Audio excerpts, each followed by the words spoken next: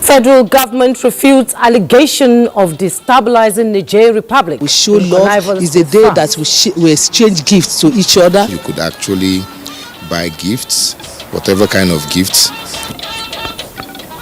The day after Christmas, Nigerians unwind on Boxing Day, celebrate with flair. This news is fake, false, malicious, aimed at misleading the general public. Management of Pharaoh debunks fire rumor at Institute of Industrial Research, describes story as malicious fabrication. What we're going to say is that more rural areas will now start to experience better and meaningful connectivity. Also tonight, Nigeria's ICT sector makes giant strides in 2024. Good evening and welcome to NTA Network News, compliments of the season. I am Jummai Yusuf. Adiola Kami Akere is joining us on the news tonight from Lagos, and Bade Adele will be joining us later for sports update. Remember, you can watch this news broadcast live on all our social media platforms displayed on your screen. We begin with the latest on Nigeria-Niger relations with the federal government of Nigeria, rejecting allegations made by the military leader of Niger Republic, General Abdurrahmani Chiani, claiming a non-existent collusion between Nigeria and France to destabilize his country. A statement issued and signed by the Minister of Information and National Orientation, Mohammed Idris, describes the claims as existing solely in the realm of imagination. Now let's take a listen to details of the statement. Responding to the claims made by the Nigerian military leader, the Nigerian Minister of Information and National Orientation says Nigeria has never engaged in any overt or covert alliance with France or any other country to sponsor terrorist attacks or destabilize Niger Republic. The minister explained that President Bola Ahmed Tinubu, as chairman of ECOWAS, has demonstrated exemplary leadership by keeping the doors of the sub-regional body open, re-engaging Niger Republic despite the political situation in the country. He adds that Nigeria remains committed to fostering peace, harmony and historic diplomatic ties with Niger. The minister explained that the Nigerian government has also emphasized its commitment to combating terrorism, dedicating significant resources and lives to ensure stability in the Lake Chad Basin and beyond.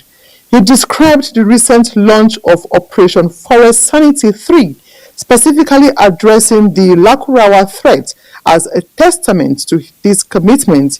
He dismissed the accusation made by General Chiani, including the alleged establishment of a terrorist headquarters in Sokoto State, as baseless and lacking credible evidence. The Nigerian government has also urged the public to disregard these false allegations and has called on those making such claims to provide evidence to substantiate them.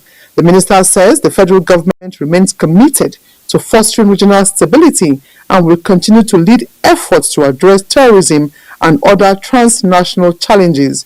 He urged Niger to focus on constructive dialogue and collaboration rather than peddling baseless accusations. For more on this issue, we are now being joined by the Chief of Defense Staff, General Christopher Musa. You're welcome to NTA Network News. Thank you very much. Compliments of the season. I'm glad to be here. Thank you. Now, General, these are weighty allegations. What was your first reaction to the claims by Nigerian authorities, and what other evidence to counter the claims at this point do you have? Thank you very much. Highly unfortunate, I would say. Nigerian government have shown right from the start peace within the sub-region, and we've done everything possible to ensure that we show peace. We've been to Liberia, we've been to Sierra Leone, we've been to other countries, we're in Senegal, we're in Gambia, just to ensure that we project peace within this sub-region. For President of Niger to bring up this allegation, I think Personally, I think it's an issue he is trying to divert attention from the challenges he is facing. I think when they came in, they had this intention. They promised they were going to restore peace and tranquility within Niger Republic. That has not happened. I think he thinks by the time he keeps on throwing blame games against Nigeria, it will keep his people up and make him remain relevant to whatever he is doing. I visited Niger personally, and I met the Chief of Defense Staff. We sat down and we discussed these issues. And the President's mandate was that we should ensure and reassure them that Nigeria will never, ever allow any foreign base on its soil. We have never done it. We will never do it. If you've noticed over history, Nigeria has been the peaceful country that has always given an open door. Whenever there are conflicts in other countries, we take them out, bring them in Nigeria until these conflicts are settled before they return. You remember in Liberia, we did the same thing. In Gambia, we did the same thing. In Sierra Leone, we're doing the same thing, and we'll continue to do so. It is not in our own character to allow anybody use our soil to attack any country, anywhere, not even our neighbors. For us, Nigeria and Niger share a common bond. We have over 1,500 kilometers stretch of border, 7 Nigerian states sharing common border with common culture, religious affinities together that we share. We will not want to destroy such a relationship for whatever reason. And I'm sure the Nigerians, if they are truthful to themselves, they know we have done everything possible to show them that we love them and we want them to be. The last ECOWAS meeting that we had the statement of Mr. President, where he still gave the open window for Niger, Mali and Burkina Faso to still come back to the fold of ECOWAS. We believe together we are stronger. We know the challenges they are facing, and they cannot handle that alone. They need us to be able to assist them in ensuring that we address this issue. And again, whatever it is that is affecting the sub-region affects everybody. And that's why it's important for us to continue to partner together. So we reassure Nigerians that there's nothing like that. No military base coming to Nigeria. We don't have any intention, we don't have any need for us to encourage anybody to attack Niger for whatever reason. We don't have that need. I think we have enough to deal with here. Indeed, General, since the video came out, there were a lot of, talk about the video when it was released. And this is indeed a diplomatic issue. And what other diplomatic or military measures can Nigeria take to address these allegations? I've mentioned we've reached out to the Nigerian troops. We're still working together because we understand the enemy we're dealing with does not respect any border. And if we don't come together to fight, none of them will survive it. They need us as much as we need them. So we not want Nigeria to be turned into any proxy war, and that's why we don't want any foreign base, because once you allow one side to come in, the other side takes the other, and then there will be issues. We don't want the sub-region to turn to a conflict zone.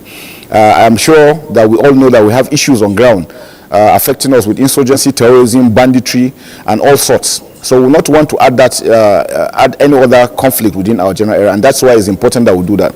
Diplomatically, the federal government is taking action to ensure that we equally convey this message, as you have seen conveyed by the Ministry of Information. We have no reason to want to bring out any terrorist group to attack anybody for whatever reason.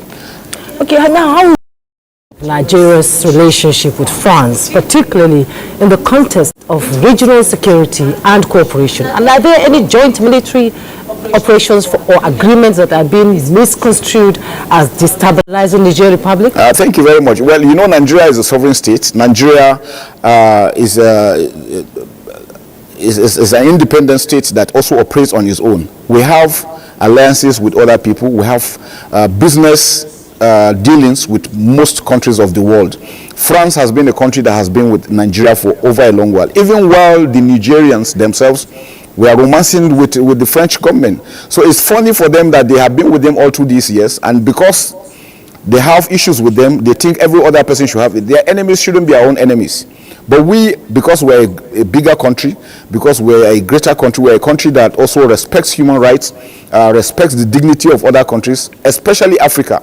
Nigeria's foreign policy is African-centered, and they know there are a lot of things that Nigeria has done to make sure that these countries are stabilized, both economic-wise, diplomatically, and otherwise. And so for them to turn around because they have fallen apart with France, and they think using us and making us look bad, then it will make their own countrymen feel that they are doing something. No, it is wrong, and I think it is unfortunate. And I think it's important for them to also come back and actually recall those statements that they've made. They are injurious to Nigeria as a country, and they are highly unfortunate. These are things that never expected any country, especially like Niger, to make such statements. Indeed, Nigeria has always been a big brother to other African countries, and we know as head of ECOWAS, they have a lot of responsibility. Now, what implications do these allegations for regional security, particularly in the Sahel region, where Nigeria and Niger have collaborated on counter-terrorism efforts, and how will Nigeria work to maintain trust and cooperation with regional partners? Important we show them that we still remain friends despite these statements, and I think the Ministry of Foreign Affairs is also taking steps to address these issues. We still have our embassy open, we still have our defense advisors there, we still have our ambassador there, so we are not calling them out because we know that the terrorists we are dealing with require that we all work together as a team. The Nigerians cannot do it alone, the Malians cannot do it, the Burkinabes cannot do it alone. We need to work together as a team. Remember, they are landlocked countries. They will have a lot of challenges if they have to withdraw fully out of ECOWAS. There are so many implications to that, and I'm sure they are aware of that. So I think the wise thing for them to do is for us to come together. Other aspect is that if we don't work together, then there will be a lot of issues. It will also open up situations where other non-state actors will come and take advantage on what's going on. We have seen what is going on in Sudan. We wouldn't want that to happen within the sub-region because it will engulf everybody. We want the sub-region to remain peaceful. Want anybody to come and take advantage of what's going on to say that he's coming here to do one thing or the other. Nigeria has the capacity to secure itself. All we do is that we do military joint training with countries of the world, with all the countries, because Nigeria is a non-aligned country. So we are open to training, to courses. We send our officers on courses, like even the Nigerians and every other person. It's a normal thing in the military. But that we have military bases on, unfortunately, if you see most of the videos being sent, just before now, I saw a video that was sent over about 6-7 years ago when Nigerian troops were on a United Nations operation. And it is said that it's just happening.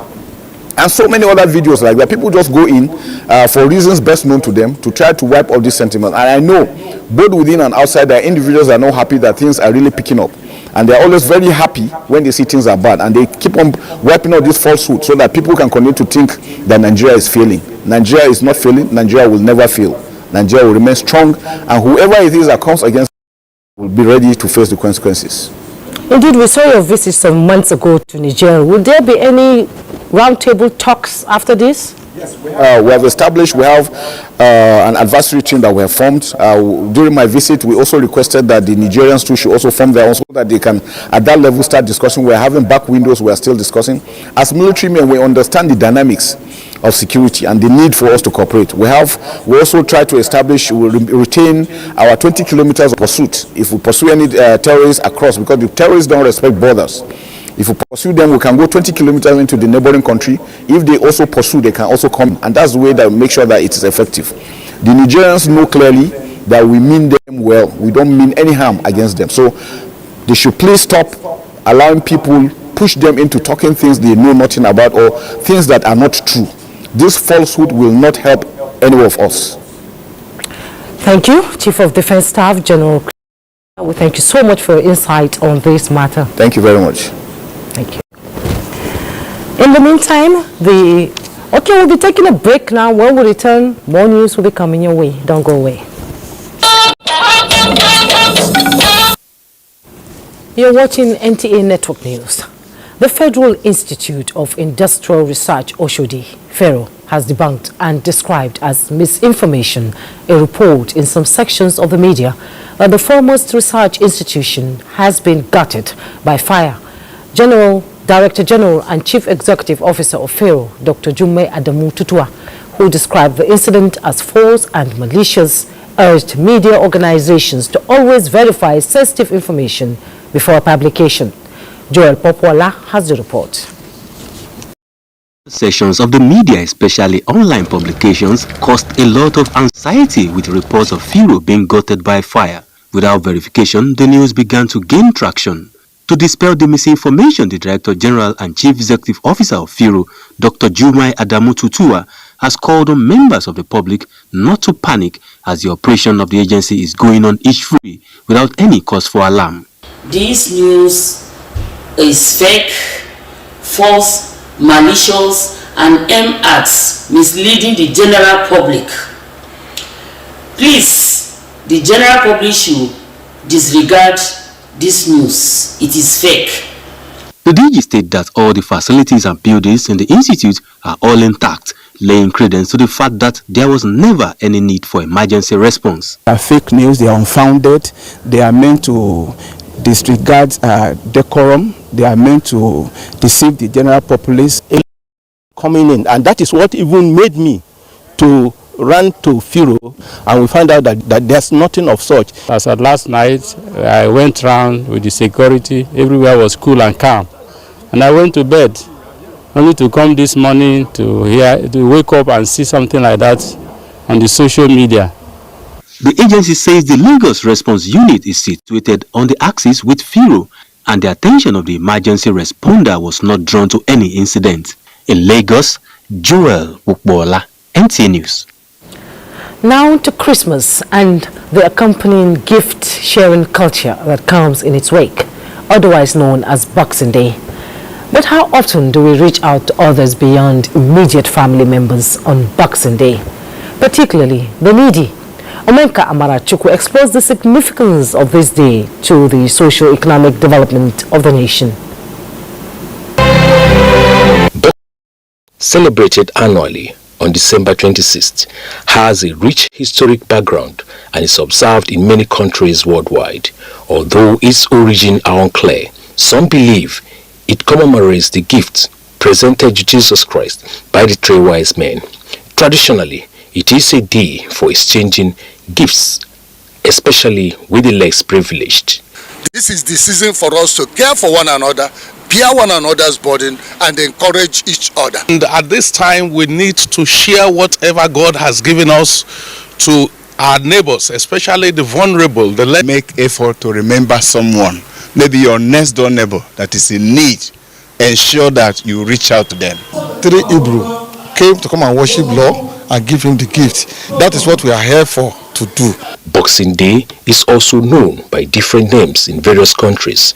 In South Africa, it is called the Day of Goodwill, while in Ireland, referred as St. Stephen's Day or the Feast of St. Stephen. Although practices vary by location and common activities include shopping, charitable giving in countries like Australia, New Zealand, Canada and UK. Boxing Day is often the busiest shopping day of the year. In Nigeria, Boxing Day has its unique experience. The Bible makes us to understand that the coming of Christ is a gift. So that is the basis, the foundation for the day that will remember the poor and the needy. Is a day that we show love. Is a day that we exchange gifts to each other. Take to the person, you could actually buy gifts, whatever kind of gifts. You know, you exchange with them. You don't really exchange with them, you give them. Unlike some people who think it's a day for actual physical boxing, no. It's a day for boxing gifts, wrapping gifts. The celebration is characterized by a message of hope, love, and commitment to nation building. Abuja, NTA. Now, Christmas is a time to show love. It is also a time for reunion. Aisha Uba Ali, who visited some families in Abuja, describes the experience as befitting of the season. Akogun's family in Maitama to the Ebenezers in Karo, it is clear that the reason for Christmas is the birth of Jesus and not a hitch. A time to show love, reunite and rekindle the allegiance of sisterhood and brotherhood, not forgetting the less privileged in the society. Giving and receiving gifts, warm pleasantries, and bonding, all characterizing the occasion.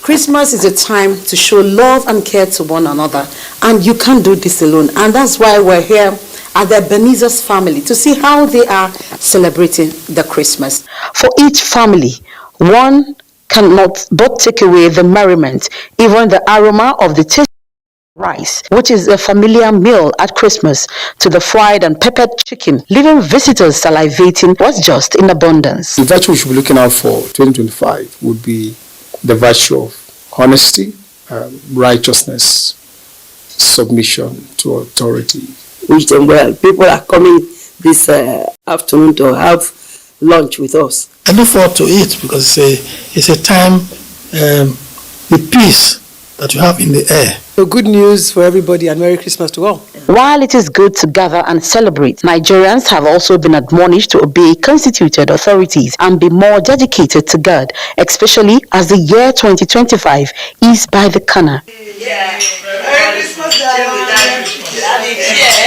It was a toast to good life, renewed hope, joy, and hope for a prosperous 2025. We should learn to share with one another. I know the times that it's really not easy, but they should look up to God, because vain is the help of man. Only God can help us in this period. It's not easy. And it is certain that when it is time to say goodbye, each visitor, including yours truly and the crew, left with smiles, having enjoyed tasty and delicious Christmas meal and enough to chew and drink. Aisha Ubali, NTA News.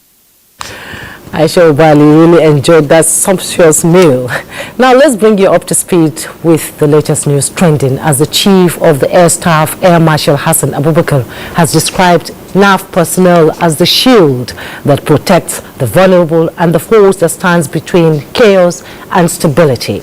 This was at a combined operational tour with a luncheon at the NAF base Maiduguri to celebrate the season, acknowledging the personnel's sacrifices and reinforce the Nigerian Air Force commitment to national security. Musa tells us more. The Nigerian Air Force strongly believes that bringing troops in during festivities like Christmas to wine and dine is indispensable in injecting a new vigor into airmen and women towards ending violent extremism and other acts of criminality. Congratulating troops over a prosperous 2024 Christmas celebration, Nigeria's Chief of Air Staff, Air Marshal Hassan Bala Abubakar, maintained that the Air Force will continue to accord utmost priority to issues concerning the welfare of soldiers and challenge troops in the front line to live up to expectations, especially in terms of degrading the remnants of Boko Haram and ISWAP terrorists. I want to extend my heartfelt gratitude to each of you for your service, commitment, and unwavering dedication to the counter-insurgency operations against elements disrupting peace and security of our dear nation. Your unwavering dedication and selflessness have continued to safeguard the peace and security of our beloved Borno State, the entire Northeast, and indeed Nigeria at large. The Chief of Air Staff's luncheon with personnel is a clear demonstration of unwavering motivation for troops in the front line to deal with contemporary security threats decisively. In Maiduguri, Musa, NTA News. The federal government is unveiling a federal contract administration system manual to standardize the contract management process. It becomes necessary as improperly drafted or negotiated contracts between government ministries, agencies and contractors have exposed the federal government to negative contractual claims and judgment debts. Dele Atumbi tells us more. 23, Nigeria received the good news of its victory in the suit filed by Process and Industrial Development Limited, P&ID, over its attempt to defraud Nigeria of $11 billion through a non-existing contract. These and similar claims by contractors who enter MOUs, agreements, and contracts with government ministries have brought about revelations that many of such agreements are more in favor of the contractors. So, the federal government has now mandated MDAs to submit all their contract agreements to the Federal Ministry of Justice for review and final consent. Agreements are what they are.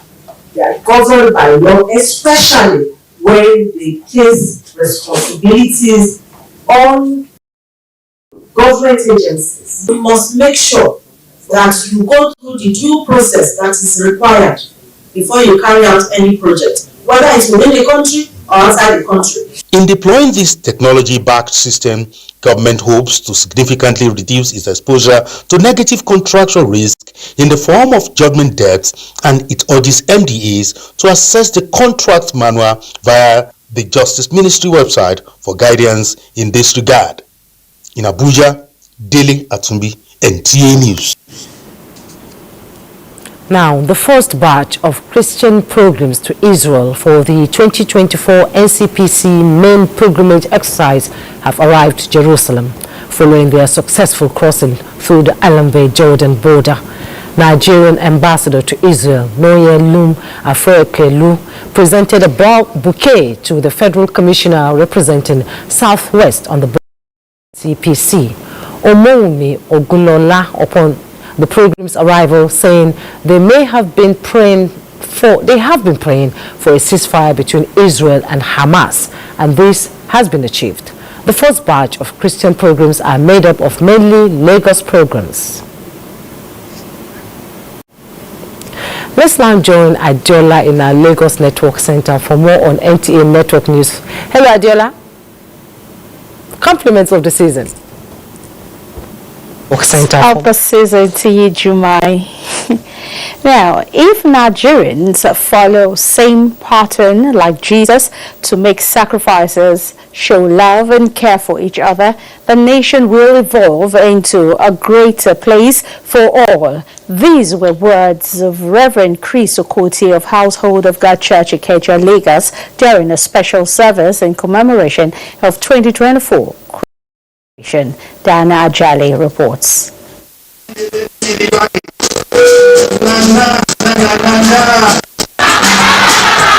The birth of Jesus Christ is the reason for the celebration and excitement by members of the Household of God Church, as singing and dancing was not in short supply. In a unique manner, members of the church, dressed in different biblical costumes, represented characters in the Bible. Reverend Chris Okoti was not left out, as he was adorned in a unique attire, which also spoke of a Bible character. The man of God, in his uniquely usual style, led a congregation in praise and worship. God did it all. Speaking on the significance of Christmas, Reverend Chris Okoti advised the congregation and Nigerians in general to imbibe the culture of love, just as Jesus did, for the sake of salvation of mankind. To the incarnation, how that God transmuted from omnipotence, omniscience, omnipresence, we power people terrestrial entity known as the Lord Jesus, 100% man, 100% God in his hypostatic union. And that's the mystery of Christmas, that God made that kind of sacrifice for the sake of redeeming us and bringing us back unto himself. Some members of the church speak on the reason for the excitement and what Christmas means to them. Christmas is love, because Jesus is love. All I want to do is just show some more love to everybody around me. Christmas means a lot to me. Time to share, to show love. That's the most important thing. It is hoped that lessons learned from this season will continue to reflect in the hearts of worshippers. In Lagos, Diana Ajali, NTA News. Now, Boxing Day, which over the years has culture of giving, is one that has become an avenue to achieving social inclusion in the spirit of a season. Are Nigerians still sustaining this age-long practice? Chuakukwuola will examine the significance of Boxing Day and how it is adding value to the lives of the downtrodden. The history of Boxing Day, which is observed as a public holiday in many countries, is an age-long tradition popular in the Western world. The tradition stems from a custom in the late Roman and early Christian era, where alms boxes placed in churches were used to collect special offerings tied to the feast of Saint Stephen. Observed the day after Christmas, it is a way of promoting inclusion and institutionalize the culture of giving. It is in commemoration of the gift that was given to Jesus Christ. And as Christians, it is just definitely part of our obligation. Gifts to our loved ones, even to those who are in need. We must extend this gift to them as well. And the reason for this season is to give to the needy, to make the wood to be strong, and so that all of us will be strong. And when we are strong, that's the only way we can achieve sustainable development. Nigerians have been practicing the culture of giving during the Yuletide for decades. Some use the day to visit places of excitement, while respondents say it helps them touch lives positively.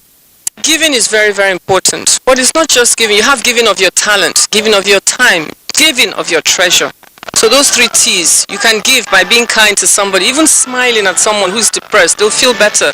You can give by teaching people about things that will uplift their spirits. Regardless of the economic situation, the respondent believe there is always something to give. Beyond Boxing Day, clerics advise Nigerians to give selflessly or to spread love in the society. In Lagos, Joel Bukbola, NTA News. And those are reports from Lagos. The news will return after this break. Thanks for joining us on NTA Network News. And as the world continues to embrace digital transformation, Nigeria's ICT sector is gaining significant traction from promoting digital literacy and critical infrastructure. The nation is positioning itself as a key player in the global digital economy. Key driver of the ICT sector in 2024 led the charge with implementation of transformative policies and initiatives for economic growth. Chidima Ndubisi reports on the strides made and impact. Digital technology remains a cornerstone of innovation, boosting productivity across all sectors and contributing over 18% to Nigeria's GDP for more than 4 years. With projected revenues in the digital economy expected to hit $18.3 billion by 2026, Nigeria's young tech-savvy population, innovative workforce, and large population to drive markets. The Ministry of Communications, Innovation and Digital Economy is driving this transformation with a 5-pronged strategic framework. Key initiatives that impact the citizens that last year were scaled up in 2024. The largest talent accelerator initiative, 3 million technical talents, 3MTT program, has seen the training of Rashidat, Mercy, and 148,000 others. In line with President Tinubu's mandate of training a high number of Nigerians on digital skills and creating millions of technical jobs. We taught various tools such as Python, majorly Python. Other tools that we were taught or shown is the SPSS, Stata. TMTT in general has had a profoundly positive impact on me. My finances before TMTT and now after has significantly upscaled. Similarly, NITDA made strides to achieve the 2027 70% digital literacy target, equipping a number of women and youths, including National Youth Service Corps members, with entrepreneurial digital skills. Other notable gains include Galaxy Backbone's singular portal for all ministries, departments and agencies, and Google's $2.8 billion commitment to artificial intelligence and robotics training, guaranteed to establish Nigeria as a key player in emerging technologies across the continent. However, challenges persist, including limited broadband coverage below 50%, unequal internet access in rural areas, and poor telecom services. To address this, the Federal Executive Council has approved a 90,000-kilometer fiber optic network expansion. It will cost the nation about $2 billion. The government is raising half of that. We're getting private companies to invest the other half. And once we kick off the deployment of the fiber next year, what you're going to see is that more rural areas will now start to experience better and meaningful connectivity. NITCOM to connect local government secretariats with internet. This is also a project that we've piloted this year. We've connected close to 50 of those local government secretariats. The anticipated passage of the first ever digital economy and e-governance bill in 2025, as well as growing global partnerships, signal promising trajectory for Nigeria's digital future. Professionals say all these have set the tone for a tech entrepreneurial society that will drive the nation's digital transformation and sustainable economic growth. In Abuja, Chidima Ndubisi, NTA News. The federal government, through the National Senior Citizen Center, rolled out a series of initiatives to enhance the well-being and quality of life of older persons in Nigeria. Elizabeth Omori takes a look at some of the key programs initiated under the which aligns with the presidential agenda. For the elderly in Nigeria is becoming more participatory and beneficial, with transformative programs synchronized with presidential priorities for inclusivity. In this regard, the National Senior Citizens Center has been identifying and catering to the needs of the aging population since it took off in 2021. The center has engaged key areas to advance income security, promote health and well-being of senior citizens, engage capacity of senior citizens, promote fundamentals change in perception of aging and old age, as well as facilitate progressive registration of senior citizens for age-friendly services. Right now, NSCC has worked with MBTE to make caregiving a skill. So we have developed the National Occupational Standards. We have the National Occupational Standards. And we have training providers, which are the states and federal teaching hospitals. Those ones whose team have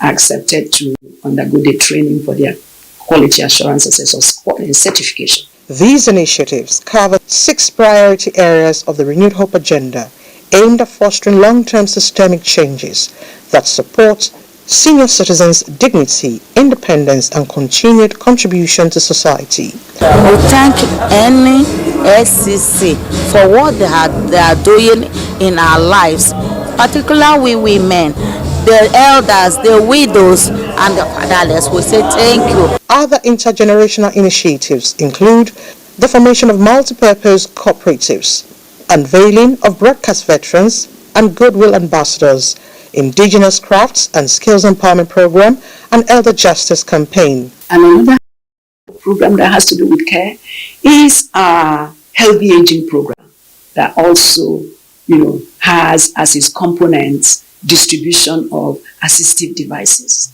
to ensure that our older persons have enabling and supportive environment where their functional capacities need such support. The NSCC has also partnered the traditional institution, faith-based organizations, and other agencies to accelerate federal government's programs. For the year 2025, the DG NSCC says more strategic partnerships and engagements should be expected. Elizabeth Omori, NTA News. 4 drug kingpins arrested in connection with the historic seizure of over 2,000 kilograms of cocaine at an Ikorodu residential estate in 2022 have been convicted by the High Court in Lagos to various jail terms totaling 28 years with hard labor.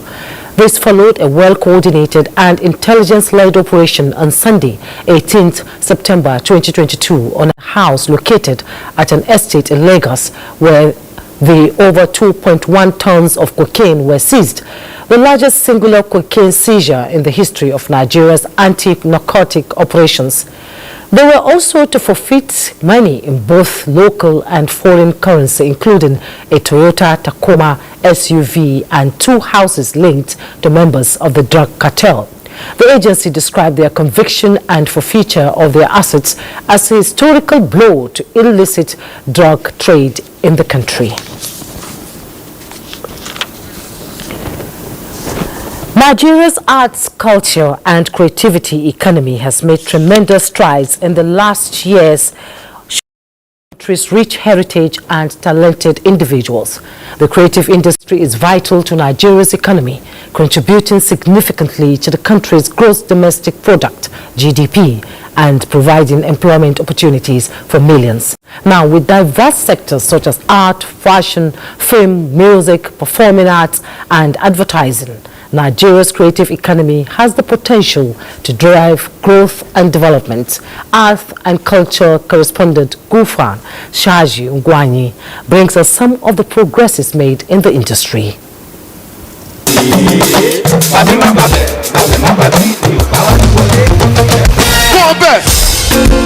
I think for the creative economy, as every nation is trying to diversify away from the general means of growth, such as oil, and Nigeria is an oil-producing country, we're exploring other sectors that will give us growth.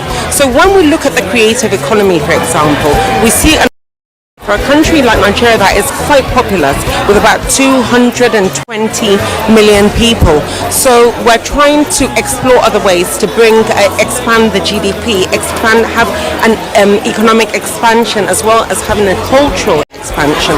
The performing arts sector in particular has played a significant role in promoting social-political advocacy and cultural heritage. Nigerian theatre, which began 60 years ago at the University of Ibadan, has grown to become Africa's most popular movie industry, worth $6.4 billion. We've committed to creating $100 billion to increase the GDP, and also creating by 2030, and also creating at least 2 million jobs by 2027. And at the same time, call to action for partnership. Already, we need seed capital. But you bring your seed capital, we will reach that $100 billion and much more. What we can do as government is to partner with the private sector, giving it an enabling environment, how we can further have success in this amazing field. Despite these achievements, Nigeria's creative industry faces numerous challenges. Lack of funding remains a significant obstacle, hindering the growth and potential of the sector. Inadequate infrastructure, poor policy implementation, and intellectual property right issues also plague the industry. Revive the culture of our people. Without properly getting the culture of our people right, we can't get anything else right. I'll give you an example. Japan incorporated culture into their technology. That's why they are a technology giant. China inculcated culture into their developmental policy. That's why they are looking at China is almost bigger than America in some ways. As we see, part of culture, or that ingredient and element of culture we seem to be ignoring, I bet you is the most important thing we need to revive. So it is time for our parents, our leaders, our statesmen, and each and every one of us to come together to tell our children and the young youth coming up more about culture. By harnessing the potential of Nigeria's creative economy, the country can unlock its full potential, drive economic growth, and promote cultural diversity. In Abuja, Gufan Shahaji Ugwanyi, NTA News. And in global news, 50 tons of European Union humanitarian aid for Syria in Turkey for onward distribution, just as Indonesia marks 20 years of the Indian Ocean tsunami. Uche Ogochukwu brings us these happenings around the globe. 50 tons of health supplies from the European stockpiles have reached Turkey for distribution by the World Health Organization. Since the WHO will always try to provide the most efficient and efficacious way to support Syrians wherever they were living before the 8th of December, wherever they are living now, and wherever they are planning to live later. The aid will be transported by trucks and will get to Syria via the Turkish border, crossing in neighboring Hatay province. Humanitarian supplies will be distributed to the health facilities and to the doctors in Syria according to the humanitarian principle. More than 220,000 people across Asia died 2 decades ago when a tsunami hit coastlands around the Indian Ocean in one of the world's worst natural disasters. Tearful mourners prayed and lit candles at ceremonies across Asia to remember victims. One earthquake off Indonesia's western tip on December 26, 2004 generated a series of waves as high as 30 meters that battered the coastline of 14 countries from Indonesia to Somalia. Uche Ogochukwu, NTA News. And Enyimba FC held Plateau United to a goalless draw in a rescheduled Nigeria Premier Football League match at the New Just Stadium on Thursday, with the fixture being rearranged. Bade Adele is standing by with more. I hear that Wolf gave Manu a bashing this evening. Thank you so much, Bade. And President Bola Ahmed Tinubu has condoled with the Jigawa Governor Umar Namadi over the passing of his mother, Hajia Mariam Namadi. Hajia Mariam, who was the family's matriarch, died on Wednesday, December 25th. She has since been buried according to Islamic rites in the governor's hometown of Kafin, Hausa. In another development, President Bola Ahmed Tinubu has expressed profound sadness at the passing of Mrs. Elizabeth Nana Abdul, wife of Otumba Aderemi Abdul, chairman of the Nigerian Consumer Credit Corporation. According to the President Tinubu, Nana Abdul, who died at the age of 70 years, was a remarkable woman whose life was defined by grace, compassion, and a steadfast commitment to her family and community.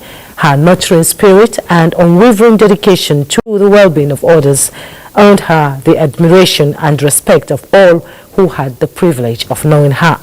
The President prayed Allah's mercy on the faithful departed souls and fortitude for the families to bear the irreparable loss. And that's it on NTA Network News tonight. Thank you so much on behalf of the crew. Compliments of the season. Good night.